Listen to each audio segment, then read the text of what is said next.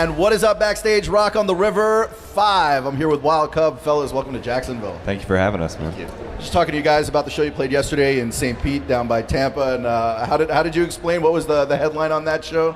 Well, I was just saying that our life is more driving than it is shows lately. It's like nonstop driving with little shows in very hot locations. Yesterday it was extremely hot. Yeah, welcome to Florida. Exactly. You know, a lot of driving. It's the life of an up-and-coming band. You know, for the unfortunate ones, it's the broken-down van with no AC. For the fortunate ones, maybe they have a little bit bigger, of a more comfortable ride. All of that. Yeah, we've touched all those bases this year. Well, it's been a wild ride for you guys, really, over the last couple of months. How long have you guys been together as a band?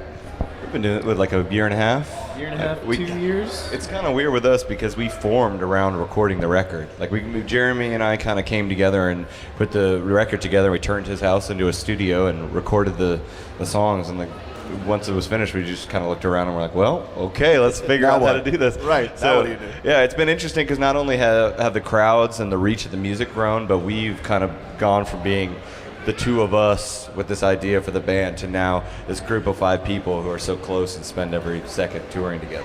Well, if we could rewind back to before you guys got together as a band, I guess you were living in Brooklyn, New York. You were doing a couple of different things. I read somewhere you were writing scores for movies. Is that the case? How does somebody get into that? That seems like a decent gig. Well, I went to film school for college, so I kind of was always drawn to film, and then it just happened, you know, I was meeting a lot of filmmakers when I was in film school, and I just happened to always make music. I mean, music was kind of the thing that I did to like journal my life. Some people have a diary, and instead for me, I was recording music. And so it just happened that I ended up kind of doing that, and now it's been this parallel thing where I've got the band and movie stuff, and so this year I've written 3 film scores in the back of the band. Oh, nothing. Just writing film scores. Don't worry about it. Is that the kind of thing where if you're collaborating with somebody like that, you have to kind of get them back on the same track as what you guys do as a band, or is it like it kind of plays well into what you do?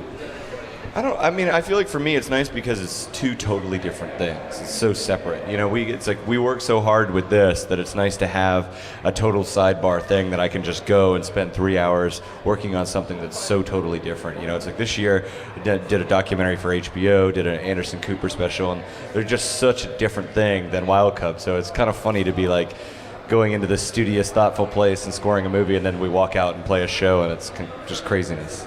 So did you guys meet in New York, or did you meet somewhere else? No, I was living in Nashville, and I was kind of circulating through trying to find your hole. And, sure. and I was as a side musician playing and writing. It's gotta be tough to break through with all these different bands playing in every venue on that strip every night. You know? Yeah. I visited Nashville once in a former life. I had a different job, and I just went walking down this strip. There had to be, 20, 30 venues along this one street.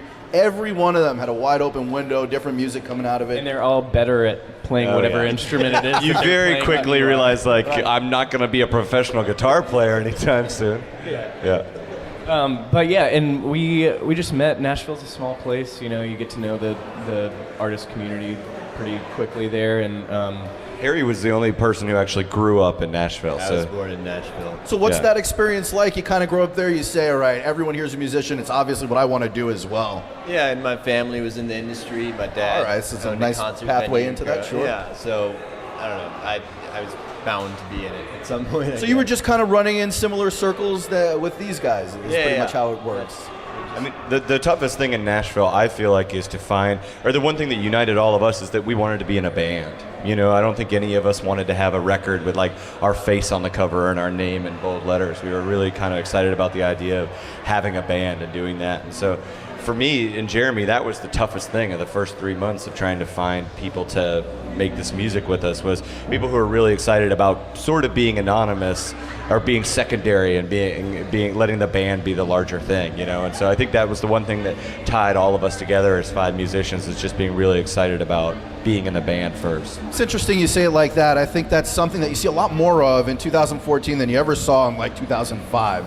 It's that people know bands these days. They don't necessarily know the faces of the people in the band or the names of the people in the band. You would think certainly there are some professions, acting, musicians, sports are 3 of the biggest ones, where people like that. People like their face front and center.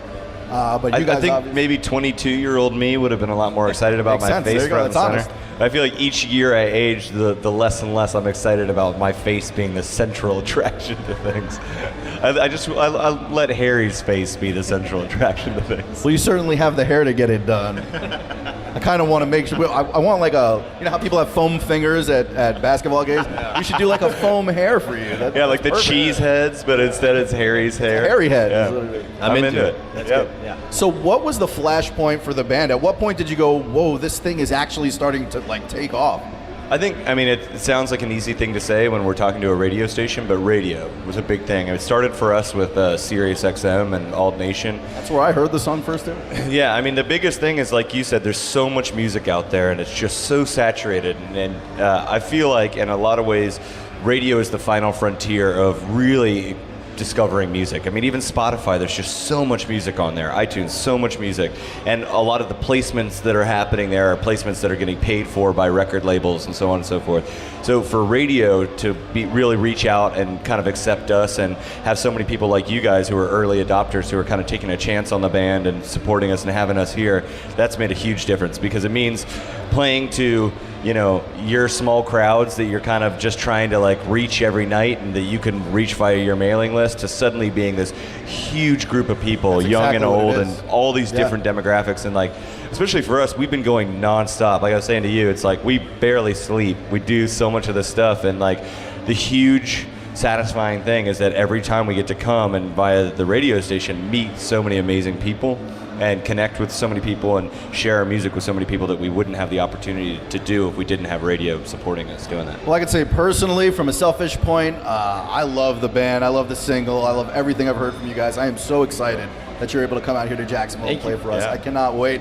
Literally, my little 5-year-old daughter is somewhere out there in the crowd. She's here to see you guys as well. Hands We've all off, had- Harry. Jeez. We rock out to dance parties in the living room. Awesome. I'm fangirling right now.